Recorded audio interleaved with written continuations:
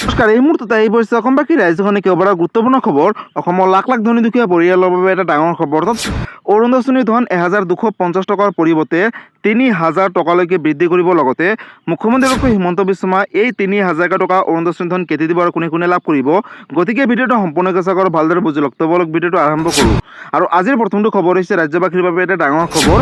অৰুণোদয় 3.0 জৰিয়তে মহিলাসকলক 1250 টকাৰ পৰিৱৰ্তে দিয়া হ'ব 3000 টকা। নতুন এটা আপডেট আহিছে। পোনপ্ৰথমতে আপডেটটো এবাৰ চাই লওক। 3000 টকালৈকে বৃদ্ধি হ'ব অৰুণোদয় ধন। পূৰ্বতে পাই আছিলে 1250 টকা। নিৰ্বাচনৰ সময়ত মুখ্যমন্ত্ৰীয়ে ঘোষণা কৰিছিলে 3000 টকাকৈ দিয়া হ'ব যদি নতুনকৈ বিজেপি চৰকাৰ আহে।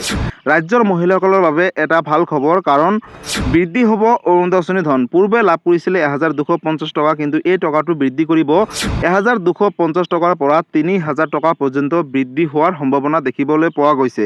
শপত গ্ৰহণৰ পিছতে মুখ্যমন্ত্ৰীয়ে পূৰণ কৰিব প্ৰতিশ্ৰুতি বুলি ঘোষণা কৰিছে। লগতে আৰ্থিকভাৱে সবল হ'ব ৰাজ্যৰ মহিলাসকলে। লগতে নিৰ্বাচনী ইস্তাহাৰত উল্লেখ কৰা সকলো প্ৰতিশ্ৰুতি পালন কৰা হ'ব বুলি মুখ্যমন্ত্ৰীগৰাকীয়ে ঘোষণা কৰিলে। লগতে নিৰ্বাচনৰ আগতে যিমান প্ৰতিশ্ৰুতি ৰাজ্যবাসীক দিয়া হৈছিল, প্ৰতিটো প্ৰতিশ্ৰুতিয়ে পালন কৰিব।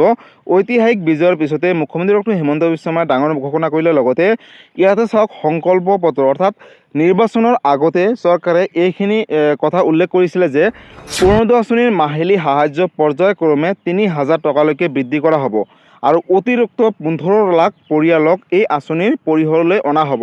অৰ্থাৎ ৰাজ্যৰ লাখ লাখ মহিলাৰ বাবে এটা ডাঙৰ খবৰ, কিয়নো অৰুণোদয় আঁচনিৰ 1250 টকাৰ পৰিৱৰ্তে চৰকাৰ গঠন হোৱাৰ পিছতে লাভ কৰিব 3000 টকা পৰ্যন্ত। লগতে নতুনকৈ 15 লাখ পৰিয়ালক অৰুণোদয় আঁচনি 3.0 জৰিয়তে অন্তৰ্ভুক্ত কৰিব।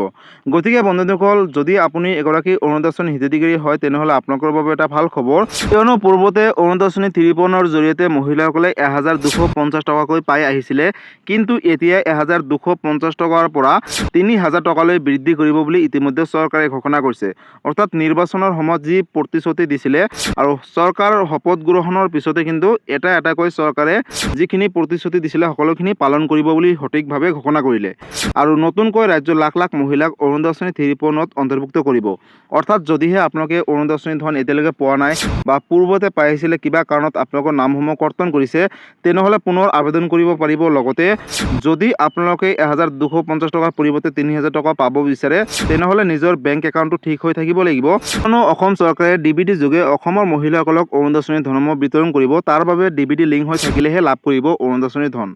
লগতে নতুনকৈ যিসকল মহিলাই অৰুণোদয় আঁচনিত অন্তৰ্ভুক্ত নাম কৰিম বুলি ভাবিছে, তেওঁলোকৰ বাবে এটা সুখবৰ। চৰকাৰ শপত গ্ৰহণ কৰাৰ পিছতে কিন্তু নতুনকৈ অৰুণোদয় আঁচনিৰ বাবে প্ৰপত্ৰও পূৰণ কৰিব পাৰিব। গতিকে অৰুণোদয় আঁচনিক লৈ এইটো এটা ডাঙৰ আপডেট আছিলে। এই ভিডিঅ'টো সকলো ৰাজ্যৰ মহিলাসকলৰ মাজলৈ শ্বেয়াৰ কৰি দিব, যাতে এই ভিডিঅ'টো চাই সকলোৱে উপকৃত হ'ব পাৰে। যদি অৰুণোদয় আঁচনিক লৈ কিবা সুধিবলগীয়া বা জানিবলগীয়া আছে, আপোনালোকে মোক কমেণ্ট কৰি জনাব, মই নিশ্চয় ৰিপ্লাই দিবলৈ চেষ্টা কৰিম। গতিকে বন্ধুসকল, আজি আছিলে এইটো এটা ইনফৰ্মেটিভ ভিডিঅ' আৰু গুৰুত্বপূৰ্ণ খবৰ। ভিডিঅ'টো চাই কেনেকুৱা পালে, যদি ভাল পালে চেনেলটোত নতুনকৈ আহিছে, চেনেলটো ছাবস্ক্ৰাইব কৰিব, লাইক কৰিব। কিবা সুধিবলগীয়া বিশেষ জানিবলগীয়া আছে, আপোনালোকে মোক কমেণ্ট কৰি জনাব, মই নিশ্চয় ৰিপ্লাই দিবলৈ চেষ্টা কৰিম। লগতে এই ভিডিঅ'টো সকলো অসমবাসী ৰাইজৰ মাজলৈ শ্বেয়াৰ কৰি দিব। ধন্যবাদ। জয় আই অসম।